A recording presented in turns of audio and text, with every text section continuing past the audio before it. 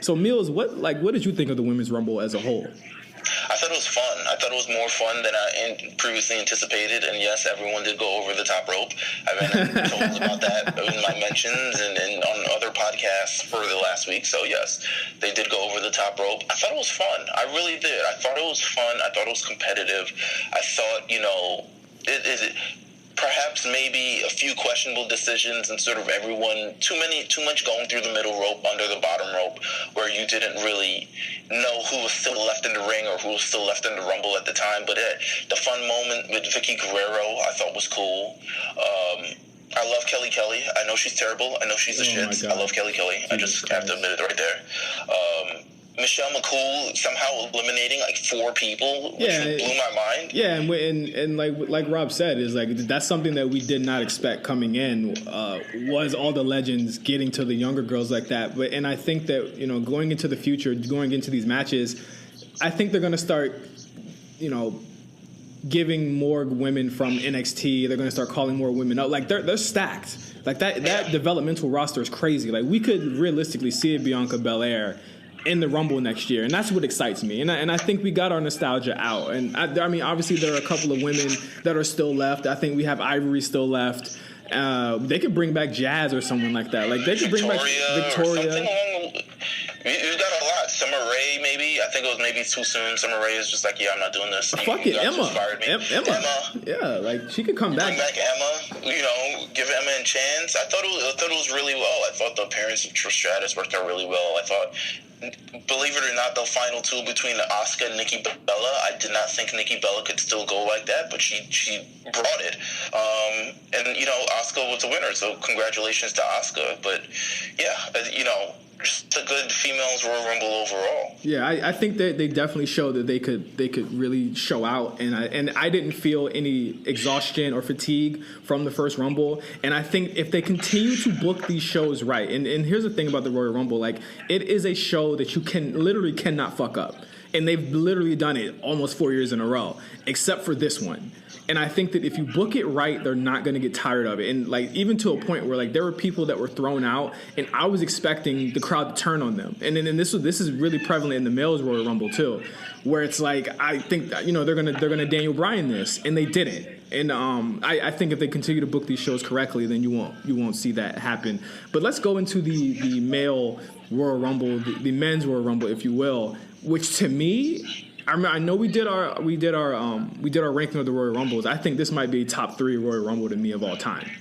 I agree. It had a lot of callbacks. I think everyone in this Royal Rumble was a star in their own right. I don't think we had any sort of even people that were used previously in the night or used again in the night. Like they brought it. They put in the bar. They put in Seth Rollins. We had appearance. I had a problem with Sheamus getting thrown out and then winning the tag titles right after though. I mean, Sheamus has his wear and tear. That night he just turned 40. He's getting up there. I don't know if he can go fully or as long as we think he is, or he probably can, but he probably just didn't want to. I don't know. I have no mind. I didn't mind it. I thought it was great for Heath Slater and Rhino, possibly give them an opportunity in the future for the tag team championships or something along those lines. Maybe you could edge that in. But I thought it was really good. I thought we had a lot of Rusev Day. I love the Rusev Day. And let's just get into like the individual kind of storylines that went into this Rumble. You had Heath Slater, which had the comedy. He had the comedy spot where he was thrown. He was beat up before he got into the ring by Baron Corbin, who I thought had a great kind of connective tissue through this match, where Baron Corbin did get eliminated by Finn Balor. And he proceeded to beat everybody the fuck up in the ring, and I thought that protected him in a way that SmackDown doesn't do. Yeah, I think he was, and it was a great moment. It was unpredictable. It was just like what's going to happen next. Yeah. I thought the appearances from Andrade Cien Almas and Adam Cole in this Royal Rumble, fantastic. I thought it's just the influx of NXT and them just holding their own. I mean, Cien Almas nearly in there for 30 minutes just after having another 30-minute match the night before. I thought it was amazing. I thought that Adam Cole and Almas being in that match said so much to how the WWE feels about them. Like, I think obviously Cole is a shoo-in to be shot straight to the top when he gets in, but I think Almas being that Hispanic star that they've been looking for since Del Rio left, I think that's him right there. They have him. Speaking of Hispanic stars, Rey Mysterio returning for the first time. It wasn't that long. It's been like 3 years since he's been really let go by the WWE, but we're just for the first time. And when you look on YouTube, because I got to do by the numbers on YouTube every week. I'm watching the numbers. His more than the Ronda Rousey announcement, more than the Asuka winning, more than Shinsuke Nakamura winning. The Ronda Rousey thing, and once again, you're getting really tied up in this YouTube thing. The Ronda Rousey thing is at 1.6 or 2 million at least now on the WWE YouTube. But you have to remember how much that clip got shared everywhere else. That doesn't mean Ray was bigger than her. Like, she is clearly bigger. I'm not saying Ray was bigger than her, but it's a testament. Look, you have 8.5 million for Rey Mysterio. It's a testament to what? What is it a testament for to? Rey Mysterio. Like, I'm just saying, it shows the stock in Rey Mysterio. It shows the stock that they need that next big Hispanic star, because look at him. Like, 8.5 million views on just his return. That means all of Mexico was waiting on bated breath for Rey Mysterio to return. But that doesn't mean that he's bigger than Ronda. I mean, he's bigger than Ronda on the YouTube. No, that's not even how that works, Meelz. Come on, dog. Like, all right. Funny numbers. You said the same shit about Jinder. Jinder, listen, and Jinder was champion for months. How about that? He was champion for months because they had a show in India, and then they realized halfway through, holy shit, he's not gonna draw. That's why Jinder got dropped. We'll see what happens. Oh my god! Get off of but you gotta keep in touch with the kids and the YouTube. Listen, if that convinces them, and I'm pretty sure it's not, if that convinces them to give Rey Mysterio a bag, then they're crazy. Because I don't know if he can do that even on a part-time schedule. I don't know if he can do that every fucking show. But I thought that of everyone in the men's Rumble, this was a Royal Rumble that rehabbed a lot of guys. Even on the women's side, it was Sasha Banks. But on the men's side, this rehabbed a number of guys. I think this rehabbed Nakamura to a point where he lasted for 40 minutes, and it looked better than when he had been on a fucking main roster show for a whole year. And it helped Finn Balor, who lasted for 55 minutes, and he was in the Final Four. And I think that shows the confidence that the WWE has in these two guys right now to go up against John Cena and Roman Reigns, in the Final Four. I thought that Final Four segment was fucking great. I thought I would give that alone 4 stars.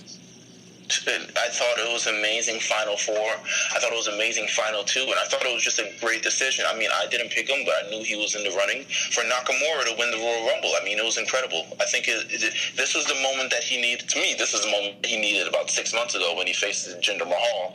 And I hope he gets that win back. And I hope he gets that win back. He needs to get that win back against Jinder. I think that is a very big black mark on his whole run right now, because I think Jinder is literally like the only 2 losses he's had out of the 3 or 4 losses. Like, Jinder is the only losses he's had on TV. He needs to get those losses. He needs to get those wins back. I think those hurt him a lot last summer. But even with the Roman Reigns section, I love how the WWE used Cena and Reigns to play on the. And I don't know if you noticed this. Like, they play on the audience. They take the heat for being heels. Like, both of them played proper heels in the Royal Rumble in the Final Four, and they use the crowd. It's like this trigger that they have against these two guys, where it's like when Roman and Nakamura are in there, everyone's saying that Roman's going to win, and the WWE swerves you every single time. They did it last year with Roman and Randy Orton. Roman was in the Final Two last time too, and they swerve you every single time by not going with what you think it was. And Roman and Nakamura had a great fucking Final Two match down the stretch.